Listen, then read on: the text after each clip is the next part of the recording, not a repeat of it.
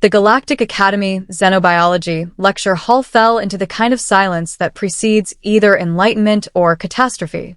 Professor Scar's 4 eyes widened in what could generously be called controlled panic as the containment field around the specimen cage flickered and died with a pathetic electronic whimper. Inside the now unprotected enclosure, 8 feet of pure nightmare uncoiled itself with predatory grace. The Volcanian Deathstalker was everything its name promised and more. A serpentine horror covered in chitinous armor that gleamed like oil under the lecture hall lights.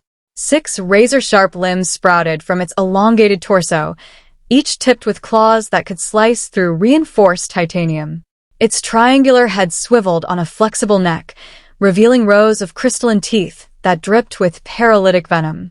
23 students from 12 different species pressed themselves against the back wall of the amphitheater-style classroom. The Zephyrian twins chittered in their native tongue, probably praying to whatever deities watched over their gaseous homeworld. A crystalline from Nexus Prime actually began to fade, attempting to phase shift to safety. Even the usually fearless Ursan delegate, all 7 feet and 400 pounds of him, had gone remarkably pale beneath his fur. All except for 2 humans in the front row. Liza Martinez, a xenobiology major from Earth's New Geneva colony, had her tablet out and was frantically taking notes. Her dark eyes gleamed with scientific fascination as she observed the creature's musculature and movement patterns. Beside her, James Chun leaned forward in his seat, his expression one of genuine curiosity rather than terror. "Fascinating," Liza whispered, her stylus dancing across her tablet screen. "Look at the way its neural crest flares when it perceives threat responses from the other students. It's reading our biochemical signatures."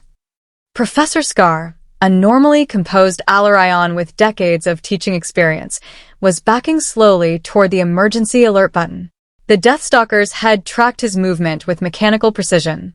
"Nobody move," Scar hissed through his translator unit. "These creatures hunt by detecting microvibrations and fear pheromones. The containment breach protocol requires." "Can I pet it?" James interrupted, raising his hand as if he were asking about homework. The silence that followed was so profound that it seemed to have physical weight. Every being in the room, including the Deathstalker, turned to stare at the human who had just asked to pet one of the galaxy's most feared predators. "I beg your pardon?"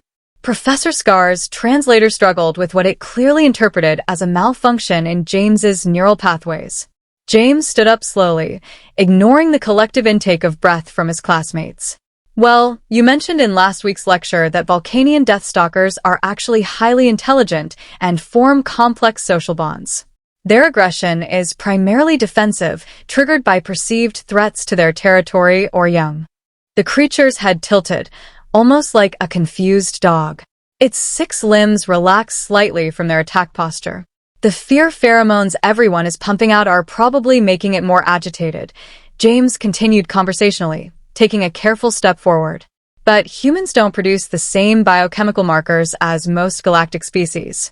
We might not trigger its threat response the same way." Liza looked up from her tablet, her face lighting up with understanding. "Of course. Terran mammals evolved completely separate neural pathways for threat assessment. Our fight-or-flight responses are built around different neurotransmitters than the standard galactic genome." "This is madness," wheezed an Alaran student from the back. "That thing killed 17 soldiers on Kepler Station." "Because they came in with weapons and aggressive intent," James replied, taking another step toward the Deathstalker. "But we're not soldiers. We're students." The creature watched him with what almost looked like curiosity. The Deathstalker's had lowered slightly, its crystalline teeth retracting. A low rumbling sound emerged from its throat, not the hiss of aggression Professor Scar had expected, but something almost like a purr. James extended his hands slowly, palms up, the universal gesture of peaceful intent that seemed to transcend species barriers. "That's it, big guy. Nobody here wants to hurt you." "James, be careful," Liza warned, though her scientific excitement was obvious. "Even if it's not actively aggressive, those claws are still." The Deathstalker's nearest limb reached out tentatively, its razor-sharp claw barely grazing James's palm. The contact lasted only a moment before the creature pulled back, but something had changed in its posture. The predatory tension had melted away, replaced by what could only be described as curiosity. Incredible, Professor Scar breathed. In 40 years of xenobiology, I've never seen a Volcanian Deathstalker exhibit non-aggressive behavior toward an unknown species. James took another step forward, and this time the Deathstalker met him halfway. Its massive head descended until it was level with the human's chest, and that rumbling purr grew louder. Very carefully, James raised his hand and placed it on the creature's armored skull. The Deathstalker leaned into the touch. "Well, I'll be damned," muttered the Urson student. "It's all about context and approach," Liza said, her tablet forgotten as she watched the impossible scene unfold. Humans have this weird ability to see potential companions where other species see only threats. We domesticated wolves when most sentient species would have run screaming. The Deathstalker's 6 limbs folded beneath it as it settled onto the floor, its head still pressed against James's hand. The purring had become almost musical, resonating through the floor of the lecture hall. "This is why humans are so dangerous," Professor Scar said, though his tone held more admiration than fear. "They don't see a Deathstalker. They see a very large, very lonely animal that's far from home." James looked back at his classmates, most of whom were still pressed against the far wall. "Anyone else want to try? I think he's friendly once you get past the whole evolved killing machine thing." The Volcanian Deathstalker, perhaps for the first time in galactic history, actually seemed to nod in agreement. Later, the incident would be studied in xenopsychology courses across the galaxy.